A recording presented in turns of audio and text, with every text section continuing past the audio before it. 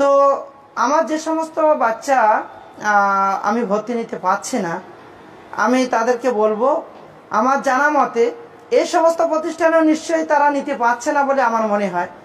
তা আমি সবার ক্ষেত্রে দিয়ে কথাই বলবো যে পশ্চিমবঙ্গে আরও কিছু প্রতিষ্ঠান আছে, তার মধ্যে উল্লেখযোগ্য আমার জানা মতে যারা খুব প্রচেষ্টা করছে, যেমন জামিয়া আরাবিয়া আসসালাফিয়া খোরদাইল, যেটা গাজলে অবস্থিত, ফজিলাতুল শেখ ওবায়দুল্লাহ আসলাম মাদানী এবং ওবায়দুল্লাহিল কাফি আকরাম মাদানী, তাদের প্রচেষ্টায় একটা প্রতিষ্ঠান খুবই তাদের কর্মকাণ্ড দেখে আমার ভালো লাগে। আমরাও আলহামদুলিল্লাহ তাদের মতো করেই বা একই রকম আমাদের চিন্তন আমরা এগিয়ে যাচ্ছি।